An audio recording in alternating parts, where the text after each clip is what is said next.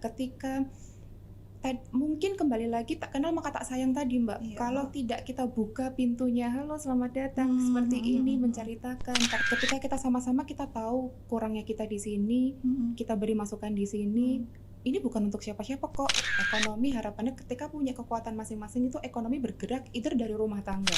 Dengan adanya modernisasi ini itu justru menjadi satu bentuk peluang tersendiri agar sebuah kerajinan kita atau kearifan dan potensi lokal kita ini, kekuatan kita ini itu bisa dinikmati di segala usia.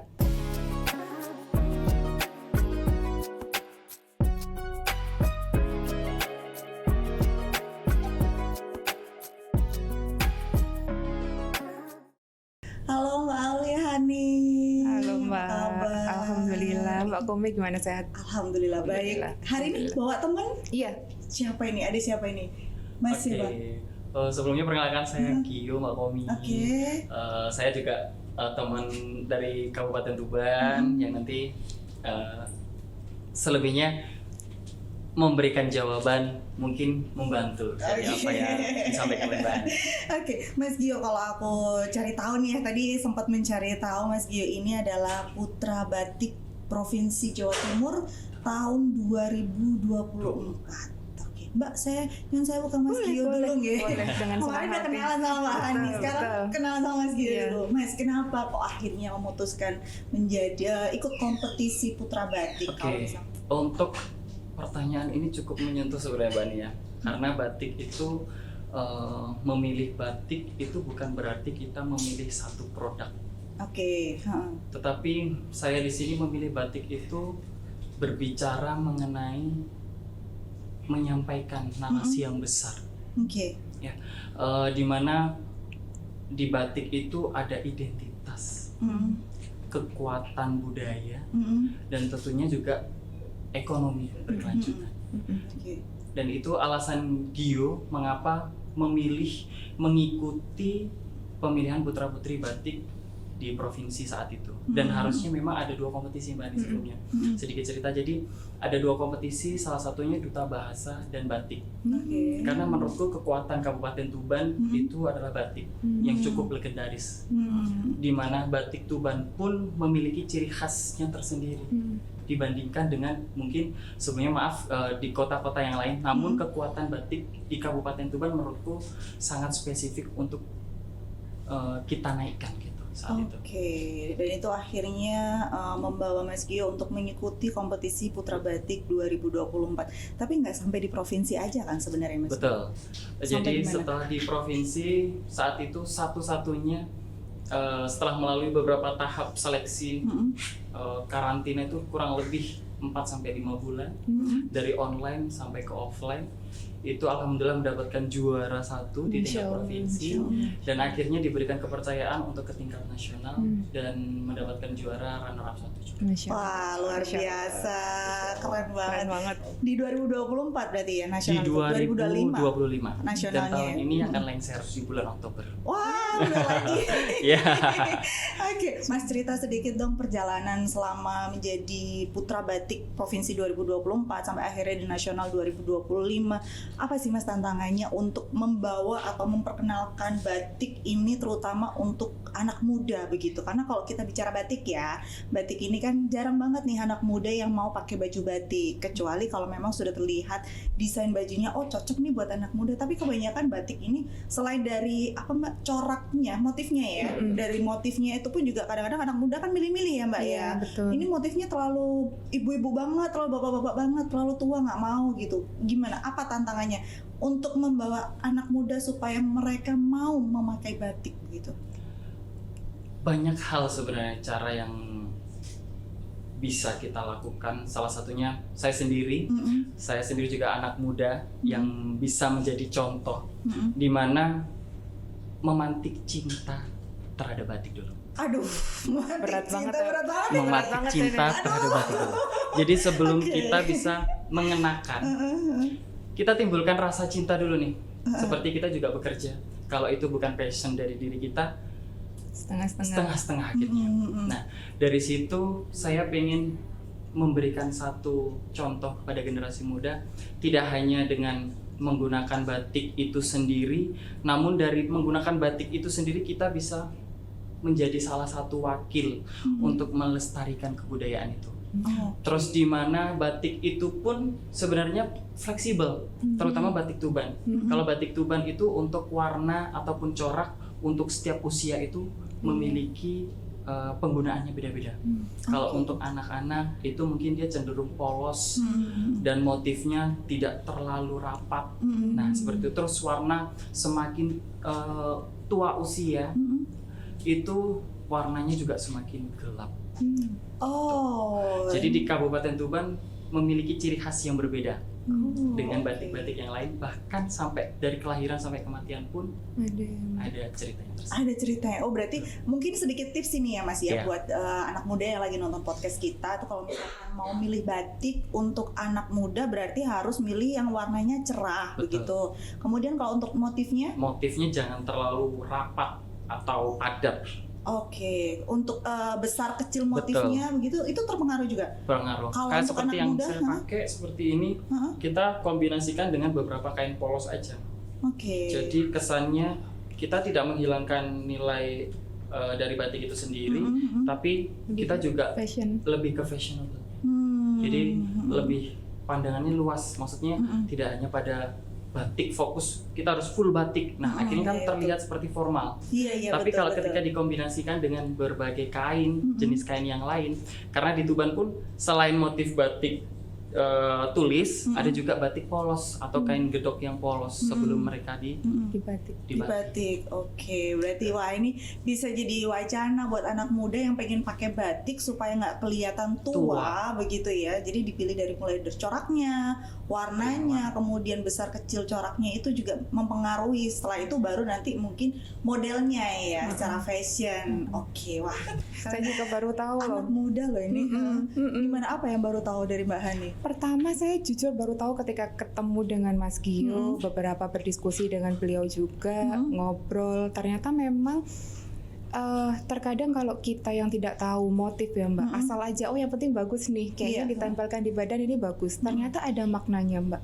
Ada beberapa pattern-pattern itu yang pangapunten, misal ada maknanya tersendiri yang sebetulnya tidak boleh digunakan atau jangan digunakan waktu, karena ada loh Mbak, ada ternyata ada yang untuk kematian itu ada. Boleh di-share nggak sih Mas? Boleh ceritain nggak sih Mas? Ada Jujur beberapa. saya nggak tahu juga nih soalnya. Ada beberapa kalau di Kabupaten Tuban itu banyak sebenarnya kalau motif. Kalau mungkin di beberapa kota hanya sekitar 5 sampai 10 motif. Kalau Tuban itu benar-benar ratusan motif. Kalau untuk Tuban sendiri, motif yang tadi kematian ada kijing miring. Itu dengan motifnya tuh belah ketupat miring. Terus ada juga untuk penolak bala, gringsing, berasal dari kata gring dan sing. Gring itu sakit, sing itu menolak. Jadi menolak untuk sakit. Ada juga ganggeng. Ganggeng itu semacam rumput laut karena kan ketika ganggang. Nah, dia itu dari ujung pangkal sampai ujung garis itu dia menyambung terus dan itu melambangkan panjang umur. Wah, tapi Mbak Hani kalau misalkan di setiap motif itu mempunyai makna begitu ya, kita kan penikmat batik ya, kita pembeli aja tuh nggak ngerti. Penjual ada edukasinya nggak sih Mbak, supaya misalkan nih saya beli kain batik di Tuban gitu kan ya, saya mau beli kain ini ternyata ini motifnya adalah motif kematian. Ada nggak sih edukasi dari penjual ke pembeli bahwa ibu ini motifnya kematian loh, ini batiknya mau dipakai buat apa? Ada nggak Mbak kayak gitu? Pertama tuh sebetulnya ada bukunya ya Mas, sudah ada buku loh Mbak, sudah ada buku tentang motif-motif dan meaningnya gitu. Itu satu. Itu sudah lama. Waktu zaman Ibu menjadi kepala daerah, berarti sudah 2005, 2006 itu sudah ada. Dan memang ada beberapa kegiatan-kegiatan kita, kolaborasi, makanya dengan saya belajar dari Mas Gio juga, semakin kita banyak tahu, semakin kita juga bisa mengedukasi. Dan harapannya juga sebetulnya kayak Mas Gio juga belajar kok dari beberapa justru teman-teman pengrajin, teman-teman yang ada yang memang sudah menggeluti di perbatikan ini lebih dulu daripada kami. Beliau itu justru kadang kita mendapatkan cerita dari beliau, ngoten. Nah, ketika Mas Gio seorang anak muda ini dan kita nih Mbak bahasanya yang sudah semi tua ini Jangan dong, bukan semi tua dong Mbak, mature gitu Mbak. Mature. Iya, kelihatan tua. Oke. Agak mature gitu ya. Iya, jadi ternyata memang membaca dan mengetahui itu kan penting ya Mbak. Kita belajar itu belajar tidak pernah berhenti untuk belajar itu kan ternyata penting, bukan cuman yang sekedar ini gitu. Karena beberapa motif itu sempat saya, Mbak itu kan motifnya cowok gitu. Oke. Ada kadang itu saya juga diberi masukan seperti itu. Oh iya kak, jadi kan berarti memang saya juga harus belajar. Tidak menuntut orang untuk paham kalau kita juga nggak paham. Jadi kita iya. sama-sama ngoten Mbak. Oke, baik. Tapi kan kalau ini kan untuk kita yang bisa mempelajari dan mau mempelajari begitu ya Mbak ya. Tapi kalau untuk penjual di Tuban sendiri, sudah adakah edukasi dari mungkin dari provinsi atau mungkin dengan pemerintah kota Kabupaten Tuban untuk minimal penjual ini tahu, oh ini motifnya artinya ini, oh ini motif buat cowok. Jadi kalau misalkan ada cewek yang beli, dikasih tahu nih, Mbak mau beli buat siapa? Iya. Karena ini motif buat cowok, ada nggak Mbak? Edukasi Sebetulnya atau yang rata-rata justru beliau tuh jauh lebih mengetahui loh Mbak penjual daripada di sana kita. lebih Betul ya Mas mengetahui ya? Betul. Mas ya? Lebih mengetahui karena mungkin ya Mbak ketika memang tadi Mas Gio kan berbicara tentang cinta nih. Iya. Ketika kita semakin cinta ini kan biasanya semakin ingin memperdalam gitu. Intinya kalau Keponya misalkan dia tinggi. jualan batik, berarti dia udah cinta sama batik. Betul.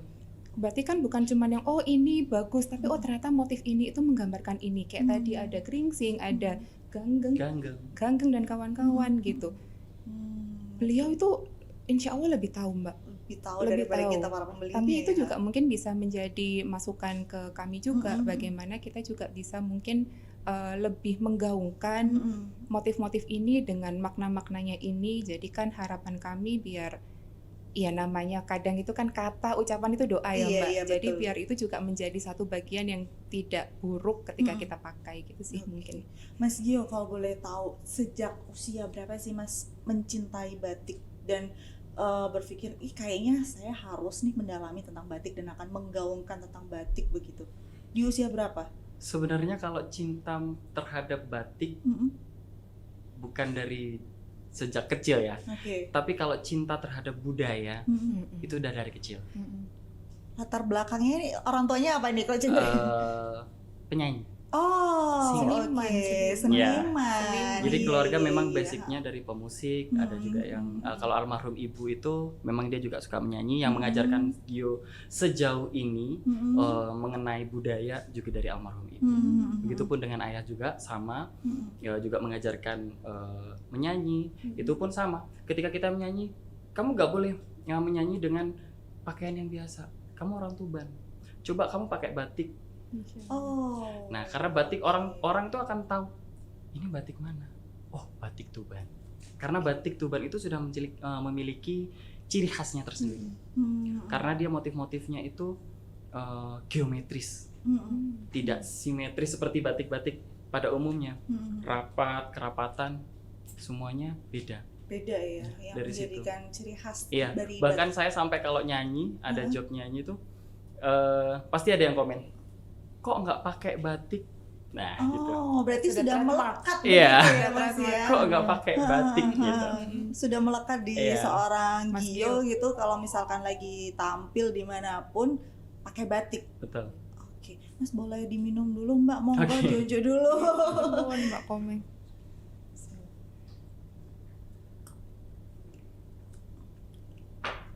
Oke, kalau kita bicara tentang batik Mas Gio dan juga Mbak Hani, itu kan berarti kita bicara tentang ekonomi kreatif juga ya Mbak ya. Sebenarnya gimana sih Mbak Hani melihat posisi ekonomi kreatif dalam pembangunan Jawa Timur, khususnya kontribusinya terhadap lapangan pekerjaan dan pertumbuhan ekonomi daerah? Kita bicara tentang Jawa Timur dulu, nanti baru akan mengerucut ke Tuban. Gimana Mbak? Jadi sebetulnya ekonomi kreatif sendiri itu mesin baru pertumbuhan ekonomi yang memiliki potensi besar dalam menciptakan lapangan pekerjaan khususnya bagi teman-teman muda-muda ya Mbak. Mungkin kita juga ketahui bagaimana subsektor menyumbang lapangan pekerjaan dan pertumbuhan ekonomi yang cukup besar itu ada kuliner, ada kriya, ada fashion. Terus beberapa tahun ini yang sedang tumbuh itu ada game, ada aplikasi, ada animasi, ada video musik. Jadi itu kan juga part of-nya subsektor ekonomi kreatif, Mbak. Mungkin seperti yang kita ketahui sendiri bahwa ekonomi kreatif itu ada 17 subsektor. Dan di mana sebetulnya saling keterkaitan, Mbak. Saling memberi dampak dukungan masing-masing. Contoh kayak game. Ada aplikasi game sekarang. Ketika game ini dikembangkan di bentuk aplikasi, ini juga ada modernitas sendiri. Tapi game tidak berhenti di situ juga. Game tradisional. Bagaimana kita juga tetap harus menggaungkan, karena kita harus berbicara kecintaan kita terhadap budaya kita. Tidak boleh lupa terhadap akar-akar yang memang sudah kita itu Indonesia, bangga menjadi bagian dari Indonesia, dari keberagaman budaya dan kemasya-Allahan itu, Mbak. Jadi menurut saya ekonomi kreatif ini kalau memang ternyata digeluti dan dicintai sedalam itu, kita banyak belajar di situ, ternyata potensi-potensi perekonomian itu bisa tumbuh dari situ.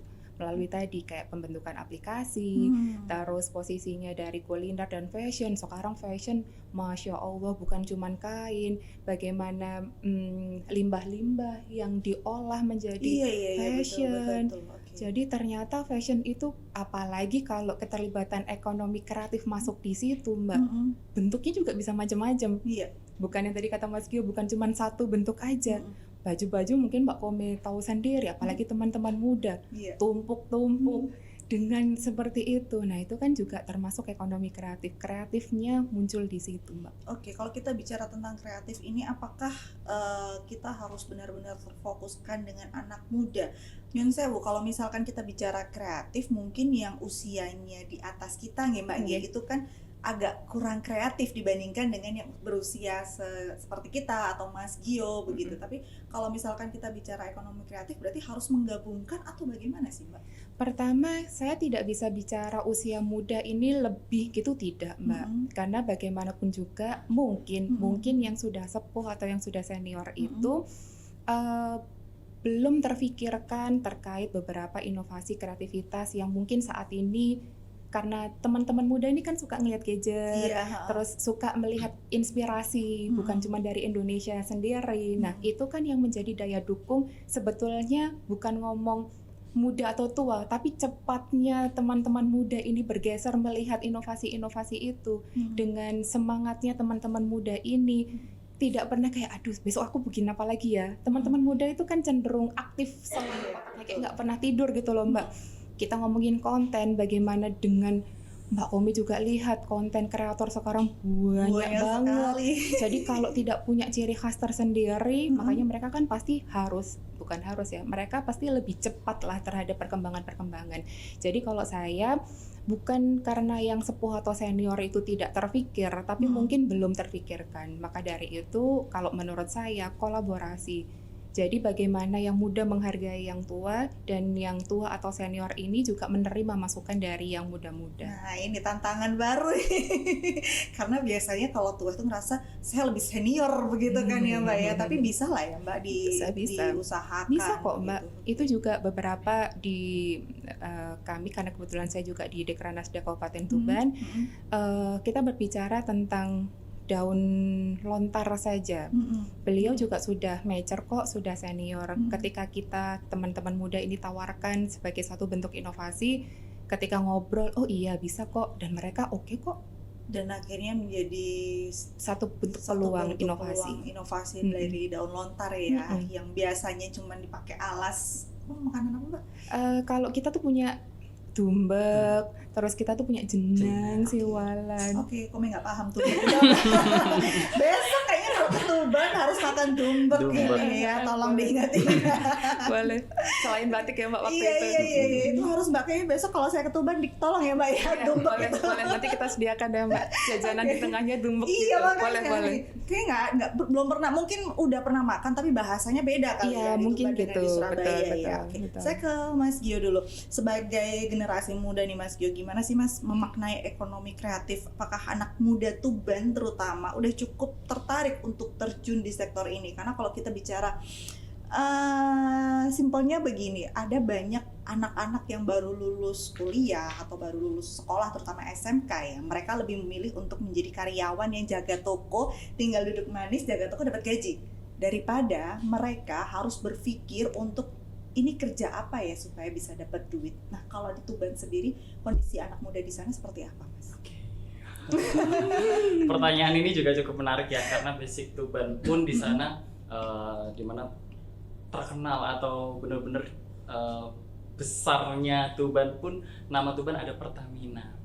Ya, ada Pertamina, di mana tidak hanya itu, namun di Tuban bisa dikatakan cukup atau tumbuh itu mulai muncul bibit-bibit. Ya, di mana saya katakan tumbuh dan muncul bibit-bibit itu karena sudah muncul banyaknya komunitas kreatif.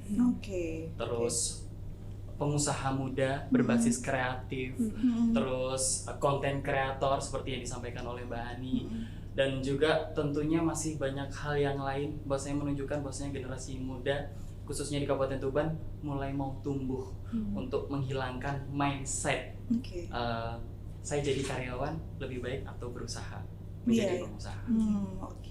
Berarti memang kemajuan untuk anak-anak di Tuban ini sudah cukup pesat begitu. Betul. Ya Mas ya, karena gimana? Begitupun saya sendiri. Saya sendiri juga basicnya dari karyawan toko. Dan akhirnya saya memutuskan untuk keluar dari zona nyaman dan saya belajar bersama Mbak Hani, dibimbing oleh Mbak Hani bersama teman-teman yang lain untuk membuat mungkin nanti akan mengeluarkan produk tersendiri untuk Kabupaten Tuban. Tapi masih ada kan ya Mas ya, beberapa mungkin sebagian sedikit mungkin ya anak muda yang masih memilih untuk menjadi seorang karyawan aja daripada menjadi seorang pengusaha. Kalau misalkan Mas Gio menemui anak seperti ini, apa sih Mas yang harus dilakukan atau cara membujuk deh supaya dia mau menjadi seorang pengusaha? Memulai aja dulu, karena untuk mulai itu susah Mbak Hani ya. Gimana coba? Biasanya sih lebih enaknya sharing. Setelah itu baru kita apa ya istilahnya, cekokin.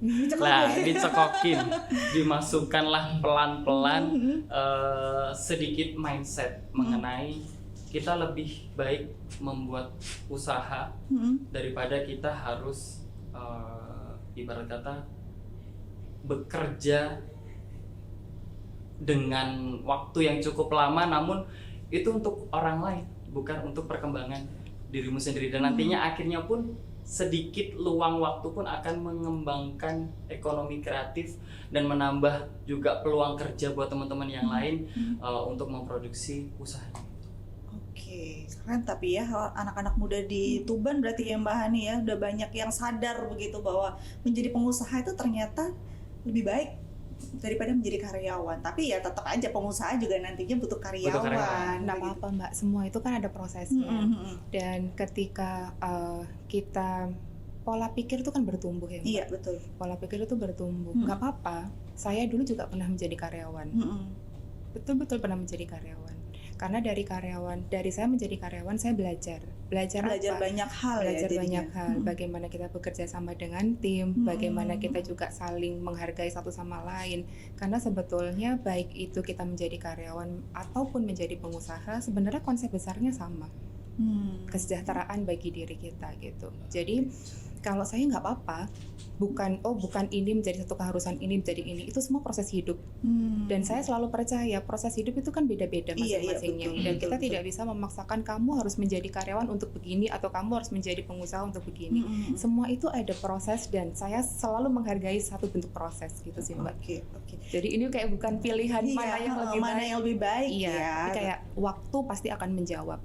Iya. Baik, saya ke Mbak Hani lagi nih Mbak. Kalau kita bicara batik, ini kan seperti yang tadi sudah disampaikan Mas Gio ya, bahwa batik ini kan sebuah identitas suatu daerah, terutama untuk Tuban ya. Ini banyak banget motifnya dari Tuban dan lain sebagainya. Tapi Mbak Hani sendiri sebagai anggota DPRD ini, bagaimana peran dari DPRD Provinsi Jawa Timur untuk mendukung produk lokal, terutama batik di tengah gempuran era yang seperti ini global gitu, yang sekarang ini mungkin kalau Mbak Hani tahu thrifting itu banyak sekali ya di online itu kan, maupun di toko-toko offline itu juga sudah banyak yang thrifting dan harganya lebih murah gitu. Tapi kalau misalkan harus beli baru, apalagi yang batik ini lebih pricey biasanya begitu. Tapi kan harus tetap dikembangkan nih batik ini, apalagi produk lokal gitu. Dari DPR sendiri dukungan seperti apa yang diberikan, Mbak? Oke, sebetulnya kalau dari saya sendiri pribadi dulu ya Mbak, kita berbicaranya. Karena kalau saya selalu berpikir bahwa semua itu harus dimulai dari diri sendiri menurut saya. Jadi di DPR provinsi itu ada setiap kayak hari Jumat gitu kan kita harus menggunakan batik ya Mbak. Dan sampai sejauh ini hampir saya tuh belum pernah menggunakan batik yang di luar Tuban. Itu juga salah satu bentuk komitmen saya untuk bagaimana mengenalkan batik Tuban ini di minimal di teman-teman 120 anggota dulu.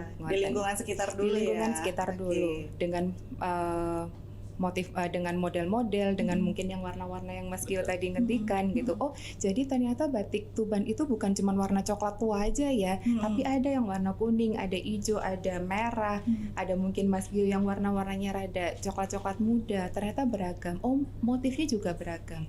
Itu kalau dari sendiri dulu.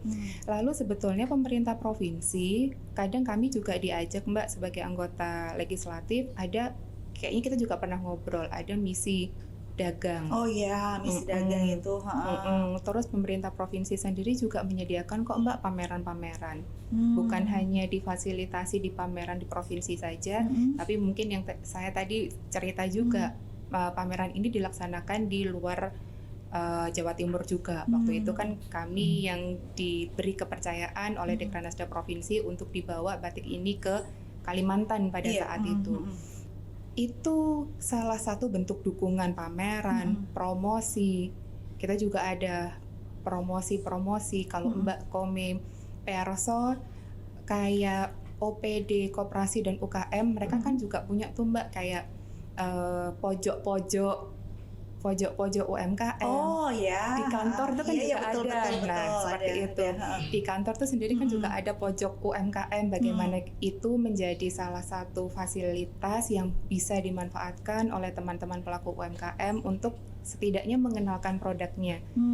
Gitu. Oke, berarti memang sebenarnya sudah ada dukungan begitu ya dari pemerintah provinsi untuk mengembangkan batik dan menyuarakan batik lebih keras lagi gitu. Oke, Mbak. Mungkin di kabupaten kota lainnya juga kayak kebetulan di Tuban nggak usah jauh-jauh Mbak. Kadang kita sekolah kita kan juga ada kan beberapa hari tuh pakai Jumat atau pakai batik.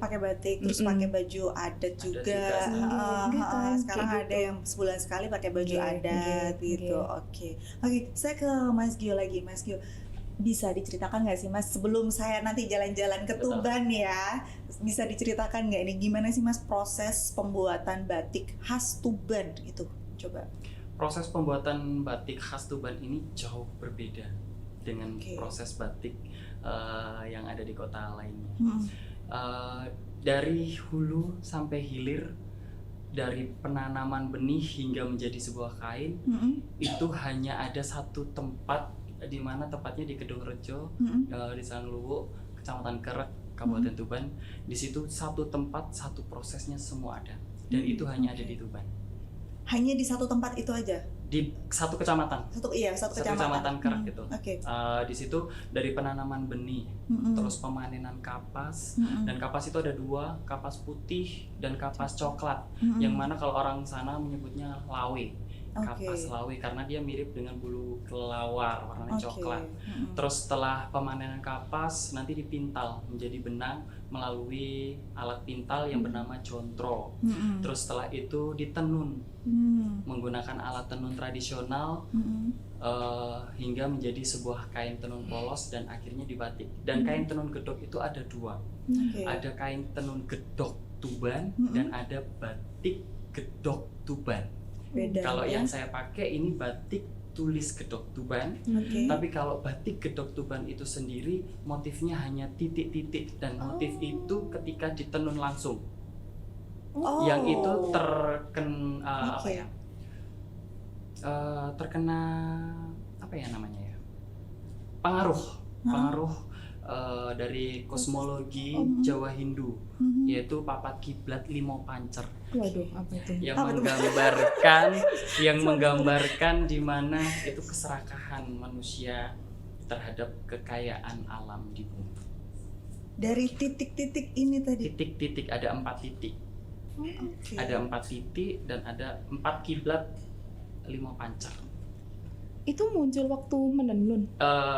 Bukan, jadi ada 2 jenis gedok yang dimaksud tadi. Jadi ada yang tenun gedok aslinya sama yang jadi kain gedok. Jadi sebelum ada batik tulis ini kan dapat pengaruh dari Cina ya.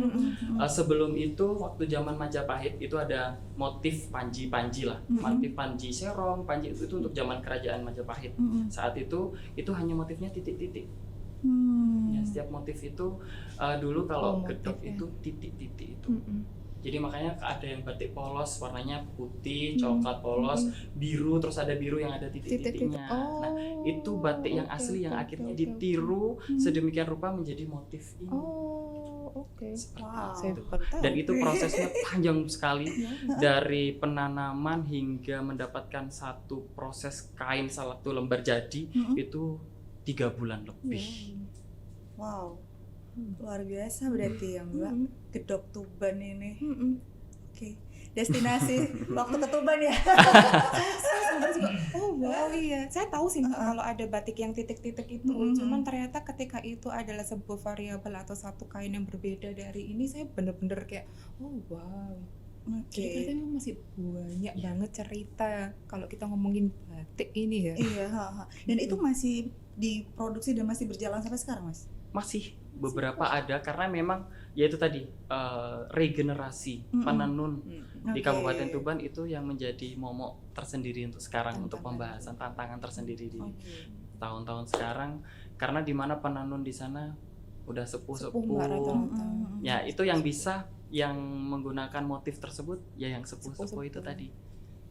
Nah ini pertanyaan saya selanjutnya adalah bagaimana caranya supaya regenerasi ini tetap berjalan, Mbak, di saat yang sepuh-sepuh ini mungkin nantinya akan capek ya untuk menenun, sementara harus ada penerusnya. Gimana caranya supaya ini ada penerusnya? Karena kalau kita mendengar ceritanya Mas Gio ini luar biasa sekali kan, filosofinya dari sebuah batik tenun gedok Tuban gitu kan. Batik tulis gedok Tuban.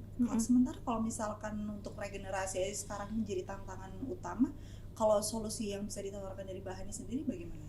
Mungkin kalau saya tadi Mbak ya, tak kenal maka tak sayang. Karena mungkin bisa jadi ketika saya di posisi itu, saya tidak sesabar itu juga mungkin menjalani proses yang Masya Allah itu 3 gitu bulan Mbak. loh Mbak. 3 bulan dan Mbak kan perso sendiri maksudnya menenun itu kan duduk di bawah dengan begitu gitu kan. Mungkin kalau saya ya memang pelan-pelan kita harus mengenalkan. Kita memang tidak bisa memaksa. Karena kalau sesuatu yang dipaksa itu kan hasilnya juga maksimal ya. Dan itu pasti harusnya pengaruh sama hasil kain juga nggak sih Mas? Betul. Bahkan pemintalan benang pun itu kan masih manual, bukan melalui mesin. Jadi harus benar-benar diikal pakai tangan dan harus ditarik juga. Nanti kalau tariknya terlalu keras dia akan putus.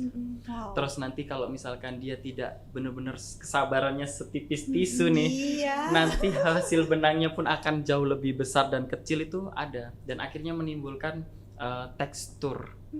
Nah, kalau kita menyebutnya di sana tekstur, tidak kasar, karena memang proses pembuatannya dibuat secara manual. Tapi kalau dari Mas Gio sendiri melihat potensi anak muda yang saat ini ada di Tuban ya, ada kemungkinan nggak Mas untuk nantinya mereka ini bisa menjadi penerus dari para penenun ini? Kalau kita ya ngapunten nyon sewu nggih, kita nggak pernah tahu usia seseorang begitu ya. Tiba-tiba sudah tutup usia tapi belum ada penerusnya, satu habis dong lama-lama begitu. Kalau Mas Gio sendiri bagaimana melihat potensi regenerasi dari tenun gedok Tuban ini, Mas? Kalau untuk potensi regenerasi sendiri di Tuban itu memang tidak begitu pesat atau terlalu cepat pertumbuhannya. Namun kalau menurut Gio sendiri, lambat laun pun teman-teman generasi muda untuk saat ini sudah mau belajar. Ya, terbilang Kenapa Gio bisa bilang seperti itu? Karena di desa tersebut, kecamatan tersebut itu sudah mulai mengenalkan juga sejak dini. Dari teman-teman SD itu sudah mulai ada setiap hari apa gitu, entah seminggu satu kali, pokoknya ada kegiatan untuk menenun tadi. Udah diajari dari kecil. Terus untuk kemarin pun saya di sana sempat pengambilan video, itu pun sama. Jadi tidak hanya yang sepuh, ternyata untuk anak-anak muda sudah ada yang mau, karena sudah melihat kesempatan peluang bisnis tentunya atau ekonomi kreatif yang dilihat oleh mereka. Jadi akhirnya mereka berlomba-lomba juga untuk, Bunda aku mau ngambil kain, Bunda aku mau ngambil ini nanti aku yang motif, ini aku yang nyanting. Di situ mulai muncul rasa ketertarikan.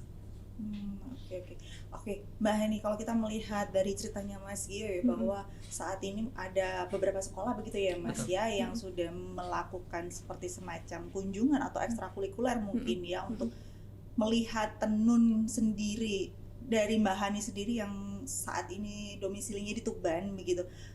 Ada nggak sih Mbak kemungkinan nantinya akan digalakkan di sekolah-sekolah ini untuk minimal seminggu sekali ada aktivitas di luar, memperkenalkan tenun atau batik atau apapun itu, memperkenalkan mereka dengan budaya sejak mereka dini begitu Mbak?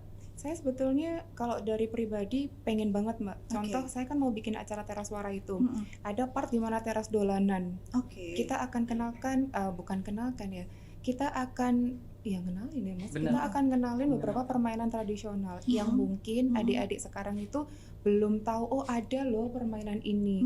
Nah mungkin saya juga beberapa waktu yang lalu rasanya ingin sekali, terlebih-lebih di Kecamatan Kerek itu kan sudah, yang kita pernah ngobrol ya Mbak, sudah ditetapkan oleh Bugub menjadi desa devisa.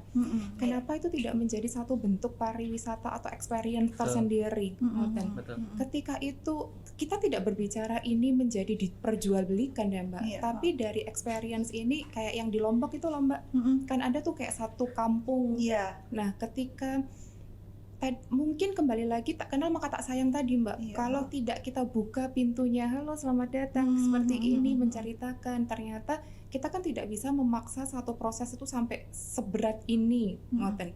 Pasti kan ada step by stepnya. Kita tidak bisa memaksa yang harus, oh ternyata kalau dari awal sudah dikasih tahu 3 bulan, waduh jiper nih kayaknya, gitu kan.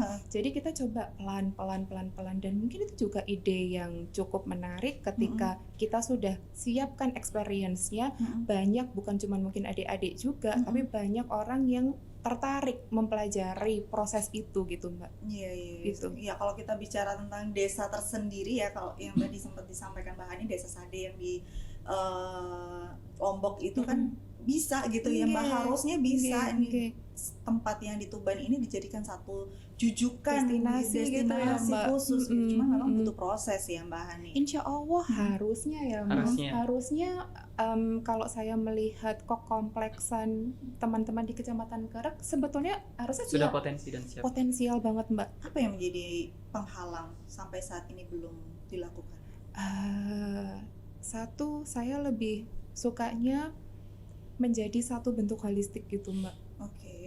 Kalau saya tuh selalu berbicaranya, maaf kalau misal bahasa saya mungkin ada yang kurang tepat, kita gabung yuk dengan kekuatan masing-masing. Karena saya juga belajar dari Mas Gio, per masing-masing pengrajin tuh punya kekuatannya sendiri-sendiri Mbak. Nggak sama tuh antara si ibu A, si ibu B. Nah, kita menjadikan ini tuh sedikit merubah mungkin mindset bahwa ini itu bukan sesuatu yang saya lebih bagus daripada ini, saya lebih ini. Justru mereka menjadi satu kesatuan yang saling mendukung, kolaborasi gitu. Dan pemerintah, saya tidak berbicara apakah memang pemerintah belum memberi dukungan gitu, tapi mungkin ada beberapa part yang kami juga harus diberi masukan gitu, dan kami terbuka kok atas masukan-masukan itu. Kira-kira sebetulnya kalau di Lindra sendiri kan punya OVOP Mbak, One Village One Product gitu. Bagaimana teman-teman di di kecamatan-kecamatan itu, bahkan di desa-desa didorong untuk memiliki kekuatannya masing-masing. gitu. Ekonomi harapannya ketika punya kekuatan masing-masing itu ekonomi bergerak either dari rumah tangga. Iya, betul. Gitu. Jadi sih kalau saya selalu sepakat mungkin belajar dari Dek Lindra juga kolaborasi. Ayo kita kolaborasi, kita sama-sama ketika kita sama-sama kita tahu kurangnya kita di sini, kita beri masukan di sini. Ini bukan untuk siapa-siapa kok. Ini adalah untuk Kabupaten Tuban. Ya. Oke. Baik, kalau kita bicara tentang kolaborasi, Mbak Hani, bagaimana seni tradisional nih seperti batik, kriya dan juga kerajinan ini bisa dikolaborasikan dengan bidang modern seperti desain, fashion, begitu kan, atau animasi yang mungkin saat ini sedang diminati sama pasar, begitu, gimana nih, Mbak? Nah, kebetulan lagi-lagi ini jadi promosi juga. Lagi rame ya. Ada apa? Lagi hype. Kita jadi promosi. Ada apa juga dengan Tuban yang terbaru, kabar terbaru dari Tuban gimana? Insya Allah Mbak, karena kembali lagi Alhamdulillah saya diberi kesempatan di Dekranasda Kabupaten Tuban dan alhamdulillahnya ternyata teman-teman komunitas ini sebegitu terbukanya. Saya senang banget mereka teman-teman ini mau berkumpul menjadi satu. Jadi contoh kayak Mbak ngentikan kriya atau jadi kriya itu kan kita kekuatan kita ada di batik. Jadi di batik itu kita nanti ada kayak seni pertunjukan Mbak di situ berkain namanya. Dari Mas Gio juga saya belajar kayak tadi kan Mbak, oh ada siklus kehidupan. Kita bikin ini menjadi satu, bukan satu fashion show nggih, tapi lebih kepada ada cerita di balik itu semua. Ada adik kecil, ada remaja, ada major, ada mungkin sudah sepuh. Dengan pattern-pattern yang tadi Mas Gio sampaikan itu diceritakan di situ menjadi satu bentuk siklus. Ada juga kita daun lontar kita anyam, kita taruh itu menjadi satu kayak backdrop. Yang itu juga sisi modernnya kita tembakkan video mapping. Jadi ada unsur budaya dan modernitasnya itu ketemu gitu Mbak. Harapan saya budaya ini tidak hilang walaupun sudah ada modernitas ini, tapi dengan adanya modernisasi ini itu justru menjadi satu bentuk peluang tersendiri agar sebuah kerajinan kita atau kearifan dan potensi lokal kita ini, kekuatan kita ini itu bisa dinikmati di segala usia. Lalu kita juga berkolaborasi dengan beberapa teman-teman animator. Teman-teman animator itu juga kita kan tahu buah siwalan itu ya bunder hitam gitu ya Mbak, hitam-hitam coklat itu. Sama teman-teman animator itu kayak dibentuk kartun gitu loh Mbak. Dibentuk kartun. Jadi kita akhirnya ada kayak 3 icon, terus saya nggak bawa lagi, ada kayak pohon lontar juga, ada daun lontarnya itu dibikin animasi juga, anyamannya juga dibikin animasi juga. Jadi harapannya dengan teman-teman ekonomi kreatif yang terlibat di sini, kita juga semakin ada media baru untuk bisa membawa kerajinan ini. Betul kata Mas Gio, bukan cuma fokus ke hilirnya saja, hulu prosesnya kita coba ceritakan dari sesuatu yang bisa lebih mudah diterima oleh teman-teman yang ada di Kabupaten Tuban. Kapan ini acaranya? Ini kayak menarik banget ini. Dari tadi dia diceritain mulai dari anyaman lontar yang dijadikan background untuk video mapping, ini luar biasa banget loh Mbak. Biasanya karena yang kami tahu ya Mbak, kalau video mapping itu backgroundnya adalah gedung gitu kan, sebuah bangunan kemudian ada ditembakin video mapping, tapi ini anyaman lontar. Nah itulah hebatnya teman-teman muda Mbak. Teman-teman muda, ide itu betul-betul dari teman-teman muda yang ada di Kabupaten Tuban. Saya itu cuman clue-nya itu sebetulnya kita punya potensi, kita bikin apa? Yang teman-teman datang itu bukan hanya pangapunten, bukan hanya di usia yang sudah senior saja, tapi mulai dari tadi yang Mas Gio sampaikan, adik-adik pun bisa senang melihat satu bentuk pertunjukan ini dan bisa tahu bahwa oh ternyata ini adalah pohon yang menjulang tinggi yang sebanyak itu di Kabupaten Tuban. Oh jadi ini jadi itu. Itu juga idenya teman-teman muda yang ada di Tuban juga Mbak. Kapan acaranya? 27 September. 27 September. Boleh ini wajib kayaknya datang ke Tuban. Wajib. Nanti kalau aku ke Tuban wajib ketemu Mas Gio ya. Kayaknya aku butuh. Kemana coba tanggal 27 mau kemana? Yang pada awalnya memang direncanakan untuk datang di sebelum mundur tanggal, namun akhirnya di tanggal 27 Gio berhalangan hadir. Namun Gio tetap mengikuti proses dan terus mengawal teman-teman untuk sejauh mana perkembangan terkait fashion atau yang nantinya akan dipentaskan oleh teman-teman. Wah, ini menarik ya. Mungkin buat teman-teman yang nonton podcast hari ini ya Mbak ya, dan juga Mas Gio bisa langsung aja datang di tanggal 27 September di Tuban. Tepatnya di mana Mbak? Di Taman Hutan Kota Abi Prayam. Taman Hutan Kota Abi Prayam. Abi Praya. Abi Praya. Abi Praya. Oke. Tanggal 27 September nanti saya mau ketemu sama Mbak Hani karena Mas Gio berhalangan hadir Iya. ya. Saya mau ketemu Mbak Hani aja nanti dijelasin lebih luas lagi ini sebenarnya. Tapi kalau dari ceritanya Mbak Hani luar biasa sih Mbak, bisa mengkolaborasikan seni tradisional dengan yang modern dan akhirnya bisa membuat suatu pertunjukan yang luar biasa. Semoga nanti berjalan dengan sukses ya Mbak ya. Amin. Itu tadi Mbak, ternyata memang betul kan bahwa ekonomi kreatif ini tumbuh dengan Masya Allah ketika memang bertemu dengan, pokoknya kita ketemu dulu deh. Iya. Nanti kita bisa meng-create hal-hal yang ini bersama-sama gitu. Oke, saya ke Mas Gio dulu. Mas, ini gimana sih Mas caranya supaya batik ini bisa lebih dekat dengan anak muda, misalkan lewat fashion, event fashion begitu ya. Kemudian kalau sekarang juga banyak mural atau digital art gitu, gimana Mas? Oke. Batik biar lebih dekat dengan teman-teman generasi muda itu salah satunya dengan fashion tadi. Fashion itu langkah awal ya, dimana fashion itu bisa berkembang kemana saja karena sifatnya fashion itu fleksibel ya. Jadi tidak hanya sekedar baju, mungkin bisa aja kita olah sedemikian rupa yang awalnya baju formal nih batik, ini hanya dibuat acara-acara tertentu. Mungkin saja batik bisa dipakai seperti streetwear, terus hoodie, tote bag, sepatu dan lain-lain sebagainya seperti itu.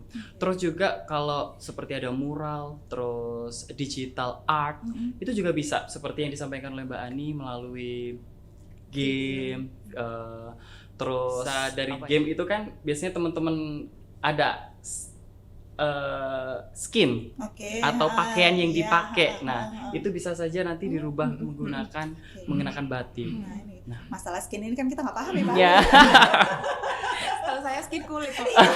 Kita taunya skin kulit, ternyata skinnya anak-anak gamers ini adalah baju begitu ya. Betul, dan di komunitas Putra Putri Batik Tuban sendiri pun sudah ada program kerja di mana mengembangkan melalui AR, augmented reality, di mana itu seperti e-commerce, namun bukan e-commerce, seperti yang disampaikan Mbak Ani juga, di mana kayak menampilkan produk. Nah, namun di situ isinya batik semua, dengan filosofinya.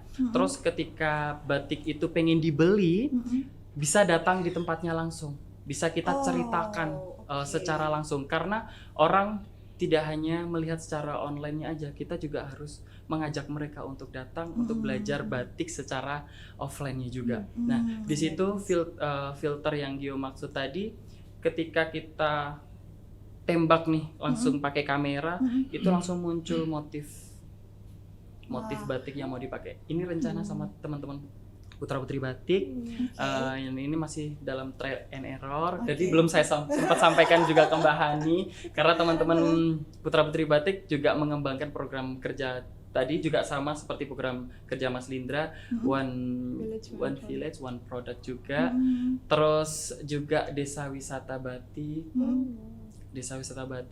dan salah satunya untuk yang digital art sudah tersampaikan melalui Mas Ganteng. Bis Mbak. Bis Mas Jadi kita Ganteng. tuh punya bis Mas Desain Ganteng. grafis. Saya pikir Mas Ganteng tadi ini siapa lagi? Ada yang ganteng ya, Tuban ya. Desain grafis itu sudah menyentuh anak-anak Tuban, dan desain dari Mas Ganteng bisnya itu dari anak-anak muda Tuban juga, dan itu motifnya batik juga. Dan ada icon-icon Tuban yang lain. Luar biasa ternyata Tuban Mbak Hani, ya Allah saya nggak sabar pengen datang ke sana.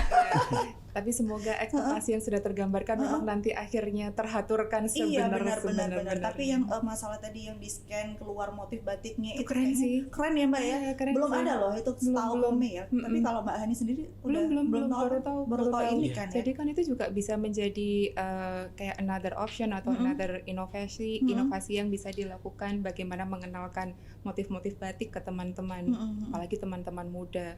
Iya, Jadi benar. sasarannya lebih luas. Iya betul, itu harus segera direalisasikan. Betul. Amin. Insya Allah. Insya Habis Allah, ini juga anak yang membuat program kerja itu Mm-mm. juga sama akan mewakili Tuban untuk tingkat nasional. Karena kemarin juga Tuban masih di posisi yang sama, tapi runner up 1. Oke. Namun yang juara 1 putra diwakili dengan kota lain, tapi dia darah dari Tuban juga. Oh, Jadi oke. Tuban ini mendarah daging di mana? Jadi putra batik dan putri batik dari Kabupaten Tuban besok juga akan di bulan Oktober akan berangkat ke nasional juga. Masya Allah. Yang nantinya juga akan menggaungkan program kerja yang dimaksud tadi. Wah, Keren. keren Mbak Ani, ya Keren Allah, ya, Tuban luar anak-anak muda biasa ini. sekali. Anak-anak muda ini, Saya nggak Masya kepikiran Allah. sih Mbak, beneran. Jujur saya nggak, sebelum tadi ngobrol sama Mas Gio dan akhirnya kita ngobrol di sini, saya nggak kepikiran kalau ternyata anak muda di Tuban itu sudah sekeren ini Masya gitu. Allah ya Mbak. Saya masih juga berpikir bahwa anak muda ini bisa nggak ya untuk melestarikan batik sendiri. Makanya tadi di awal kan saya bilang ya bahwa batik ini kan identik dengan yang sudah mature ya, bukan Betul. tua ya. Bukan tua ya. Mature. Mature. Oke. Tapi bagaimana caranya memperkenalkan dan menggaungkan batik di anak muda ini, tapi ternyata luar biasa. Masya Sudah Allah. tergaungkan dan bahkan sudah menciptakan kreativitas Tersendiri. yang luar biasa. Masya Allah. Saya ke Mbak Hani lagi jadi ngomongin batik ya Mbak ya. Tapi kalau kita ngomongin tentang batik dan juga pariwisata nih Mbak Hani ya, pariwisata itu kan sering disebut efek domino ke UMKM dan juga ekonomi kreatif. Ini gimana sih Mbak potensi pariwisata Tuban sendiri yang bisa dihubungkan dengan produk batik, kuliner dan juga kriya lokal? Oke. Saya lupa sudah pernah berbicara ini di Mbak Komi atau enggak. Oke. Cuman beberapa waktu yang lalu kebetulan juga bekerja sama dengan Disputpar Provinsi Jatim. Pada saat itu kami hadir di salah satu kecamatan Semanding. Di situ kami mencoba untuk mengkolaborasikan bersama-sama karena di situ tuh ada kerajinan gerabah. Di situ ada wisata lokal, ada apa saya lupa, Sendang Asmoro. Ada Sendang Asmoro. Jadi lokalnya sudah ada, kulinernya di sana ada becek mentok, ada belut, ada nasi jagung juga di sana. Jadi kami di sini mencoba untuk kekuatan-kekuatan itu kayak kita jadikan jadi journey, sehingga harapannya ketika beliau-beliau berdiri sendiri-sendiri mungkin ada masa redupnya, tapi ketika bersama-sama berkolaborasi saling punya inovasi-inovasi nih loh Mbak. Jadi karena kayak gerabah kita coba, boleh nggak ya kita coba journey atau experience pembuat gerabah, mungkin kayak pottery gitu. Jadi kita juga mengenalkan ilmunya, bukan cuman kembali lagi prosesnya kita juga kenalkan. Ternyata tidak mudah kan membuat sebuah genuk misal atau membuat sebuah ini gitu. Jadi kecintaannya, harapannya bisa bertumbuh seiring proses itu gitu Mbak. Oke. Jadi memang harus balik lagi ke proses begitu ya Mbak ya. Nggak Dan bisa inovasi dipaksakan. kali ya, Iya, inovasi karena Benar-benar. bagaimanapun juga apalagi ketika kita berbicara tentang pariwisata apapun segala bentuknya, baik itu wisata alam, wisata kuliner, wisata religi, tanpa inovasi-inovasi kayaknya agak gimana ya Mbak? Membosankan Iya, ya. jadi ketika kita mau hadir lagi tuh apa sih bedanya? Penonton juga pasti akan menunggu apa yang akan dihadirkan lagi nih, barang baru apa lagi ini. Oke. Gitu. Terakhir saya mau ke Mas Gio nih Mas, pengalaman ketika memperkenalkan batik Tuban ke wisatawan atau masyarakat luar daerah. Mas Gio memperkenalkan batik ke saya aja dan juga ke Mbak Hani. Cerita di sini aja saya udah yang luar biasa amazing gitu. Iya. Tantangan sendiri, kalau ini kan kita cerita bertiga ya. Iya. Tapi kalau misalkan ada banyak wisatawan dari luar begitu datang ke Tuban, apa sih Mas tantangannya untuk memperkenalkan batik Tuban gitu? Tantangannya, berbicara tentang tantangan sebenarnya kalau dari Gio sendiri tidak ada ya. Masya Yang terpenting, Allah, keren banget. Luar biasa berarti dia. yang terpenting ya tadi yang saya sampaikan, memantik cinta dulu. Oke. Ketika kita menyampaikan dengan setulus hati apa yang kita sampaikan, pasti orang itu akan Kebawa ya, Mas. terbawa. Ya. Dan sejauh ini Gio mempromosikan batik Tuban, dan itu mereka selalu hanya menjawab dengan 3 huruf, Apa tuh? WOW. Oh, Wow. wow. Wow. Iya, Karena iya. Gio bercerita mengenai dari prosesnya itu komplit. Terus dari proses tadi yang saya ceritakan, dari hasilnya, mereka akhirnya berpikir bahwasanya batik Gedok Tuban itu juga patut untuk dihargai dengan harga yang setimpal. Iya, betul. Nah, bahkan kalau kita berbicara batik Gedok Tuban kembali, orang-orang di luar sana kalau semakin mengenal batik Tuban dengan warna nih ya Mbak, semakin pudar warna, semakin mahal harga yang diberikan. Karena batik Gedok muncul warna-warna tersebut dari warna-warna alam. Oke. Dasoga, coklat itu dari warna-warna alam. Dimana seperti orang Jepang, Eropa, Iya, benar-benar sangat dia menghargai. sangat menghargai dengan warna-warna tersebut. Dan sangat-sangat tertarik malah dengan warna yang mangka kalau orang Tuban bilang ya. Gula ya. Gula. Nah, orang-orang itu malah belinya dengan warna-warna yang pudar. Oke. Dan cara kita untuk mempromosikan ya cukup gampang. Kita harus mengenalkan dari segi proses tadi, terus dari filosofi. Mereka pasti akan menghargai hal tersebut dan benar-benar akan akhirnya, oh berarti kain ini bukan hanya sekedar kain. Nah, seperti itu. Dan akhirnya pun mereka juga akan benar-benar pengen tahu terus seberapa dalam sih tentang batik Tuban sendiri. Luar Bahkan biasa. Ha. NCT sudah Iya, pernah benar. menggunakan batik Pakai Gedok loh, Mbak. Tuban. Walaupun Luar yang biasa. desain belum Betul, orang Tuban, belum orang tapi Tuban. pakai batik. Iya, yang Tuban. penting Tuban ini luar biasa, Mbak. Keren banget ya Allah. Saya nggak sabar tanggal 27 saya mau ke Tuban Main-main ya, ya, hadir Mbak. ke acara Teras Teras Suara. Suara. Begitu saya mau ketemu Mbak Hani. Semoga nanti kita ada kesempatan lagi ya Mas Gio Siap. ya, ketemu Siapa lagi. tahu tiba-tiba naik pesawat Iya, nyampe. benar tiba-tiba celing. Pesawat Abi Praya ya kan? Dan mungkin untuk pemirsa yang nonton podcast hari ini juga jangan lupa datang ke Tuban tanggal 27 September karena kita akan melihat bagaimana seni tradisional dikolaborasikan dengan yang modern dan itu luar biasa Masya sekali yang Allah, sudah tadi Masya Allah. diceritakan oleh Mbak Hani dan juga Mas Gio. Semoga nanti di sana eksekusinya sama Amin. ya dan semua acara berjalan lancar. Amin, amin. Dan Tuban luar biasa. Amin, Terima Masya kasih Allah. Mbak Hani dan Matur juga nuwun, Mas Mbak Gio Komen. atas Matur waktunya. nuwun. Matur nuwun, sehat selalu.